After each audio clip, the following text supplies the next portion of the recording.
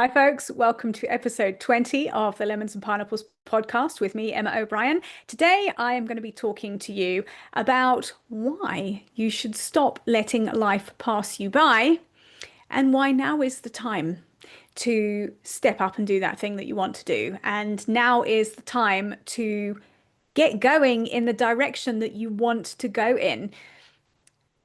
Google AI has just informed me that the average life expectancy of a human on planet Earth is 73 years. If you're lucky. If you're lucky, it'll be more.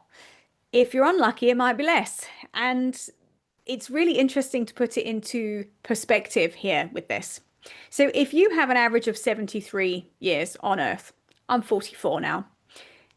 I have 29 summers left. 29 summers. And I think it's so interesting that we walk through life and we waste time and we stay stuck in situations that are rubbish. We stay in marriages that are rubbish, jobs that we hate, struggling because we're like, well, this must be it. And my favorite phrase that I hear people say, well, some other people have it worse. Yeah, they do, but it doesn't mean that you have to play smaller because other people's lives are worse than you. If you're in a position to play bigger, go for it. Why are you not going for it? And I think it's great to just have a bit of a perspective and a reminder that time is finite. Every day you sit in a situation you don't want to be in is a day you are never going to get back. Ever. You can't get it back. There's no do-over. You can't reach back and have another 10 years back. So if there is something that you would rather be doing, or somewhere you would rather be, or something you would rather be experiencing, why are you not going for it right now? And the reason often is because it feels like it's too big. Who am I to do that? How do I even begin? It's going to uproot my whole life. And I think change doesn't have to be huge. I've said it before, I'm going to say it again. You don't have to get hold of your bag. You don't have to get hold of your life like it's a handbag, tip it upside down, empty it all out and shake it loose. You can if you want. I'm here for that. But you can do it more incrementally and more manageably. So you can start to have a look at, and I think I'm always one for looking at the positive in things. Where in life am I having a good time right now? What feels good? What am I enjoying? Who are the people I like spending time with? Where do I like to go? What lights me up currently in my life right now? Why aren't you doing more of that? How can you do more of that? And then to have a look at, what do I really not enjoy? And what would it take for me to be able to shift so I can do less of what I don't like and more of what I do? Spurred on by one of my coaching clients who also shares a love of books. She'd said to me, I've read The Art of Happiness when we did our discovery call. And I went, so I've probably got that. I did. I reread it. I have a whole massive book collection. And the Dalai Lama basically sums up happiness as that is doing more of the things you enjoy and less of the things you don't. But we overcomplicate this so much. I think some of us walk through life thinking, well, how dare I have fun? How dare you not have fun? What the hell? So may this podcast be an invitation for you to start to have a look at, where do I need more fun and joy and fulfillment in my life?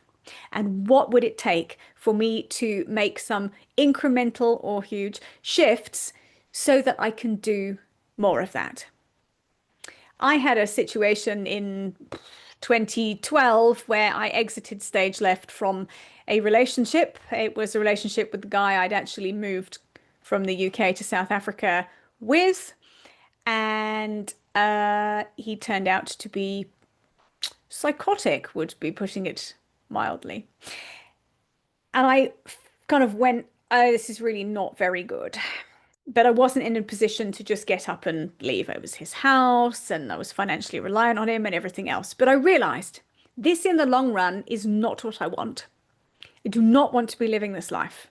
So what can I do to change it?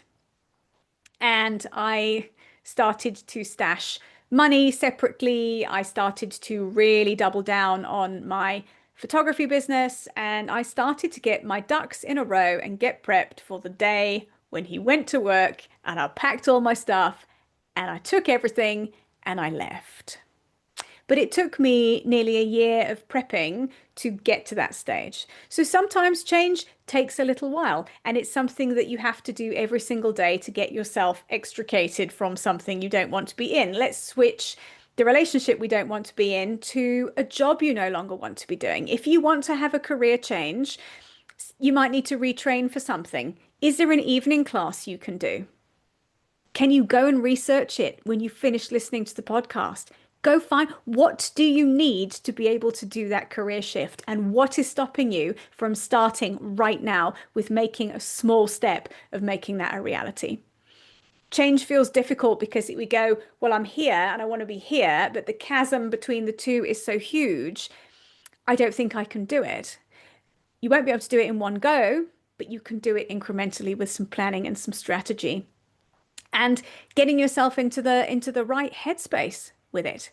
If you're stuck being a victim of circumstance, you're never going to move anything. I talked in the previous episode of how your inner landscape and your inner reality shapes your outer reality. When we can start to shift our beliefs and shift the way we are internally, we can start to make changes externally and take your power back. The quiet ache for something more won't go away.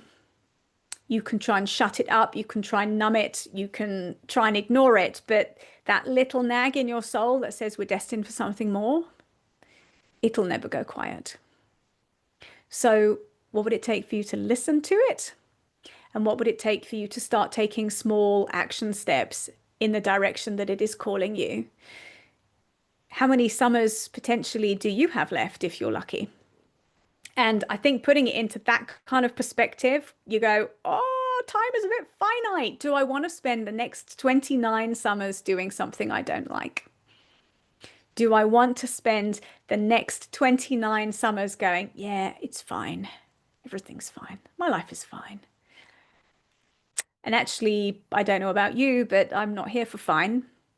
I'm here for a good time. I'm here for an experience. I'm here to enjoy and wring out every moment of this precious human experience, because being alive is a miracle in itself. And this human experience is a gift. If you're walking around in a body that allows you to play and laugh and dance and connect with other people and talk and everything else, you are privileged. So why are you wasting that privilege? And what is it, to go on to a deeper level with it, what do you have to offer the world that maybe would make life a hell of a lot better for everybody else if you just stopped getting in your own way? If this has resonated, I will invite you to do one of two, well, two of two things actually, but you can pick, do them all, is to go to the show notes and go and get hold of a free PDF I've created, which is 30 questions to reconnect you to your purpose. You don't have to answer all 30. You can pick which questions and sit with a journal and reflect on them. If you're feeling lost, if you're feeling stuck, if you're feeling like you know you want something more, that this isn't enough for you, you're not prepared to settle, but you actually don't know what that more is, you don't know which direction to go, you don't know how to shift it, go and download that and have a look through and start to reflect on some of those questions. They're really powerful. It's easy, but it'll start to get you going, okay, this could be a direction for me. Actually, this could be what I want. Often we don't listen to ourselves as we've lost connection with ourselves. And the most powerful connection you can have is the connection with yourself, and to be self-led and to have life being an active choice every day rather than just this passenger ride that you're on the train and you can't reach the emergency brake, that sucks. It's not cool. The other thing you can do if you're listening to this and you're going, hell yeah, I'm totally down for this journey, is to book yourself a free strategy call with me, and we can talk about how one-on-one coaching will help you to really get in touch with where you want to go, actually who you are, actually what you want, and get you a strategic plan to get there. In case you haven't gathered from all of the podcasts, and the way I show up is I am pretty no nonsense, and I am here to help people get from where they are to where they want to be in the most efficient way possible. So if this is for you, get in touch. Really look forward to speaking to you. Thank you for being with me. Over the next few podcast episodes, we've got something special coming up. I'm going to be co-hosting with Sam Shrosbury, who is a functional medicine health coach. We have a brand new group coaching program in the works, which is going to be amazing for all of this work as well. So keep an eye out for that. Thank you for listening, folks. I will see you very soon. Bye for now.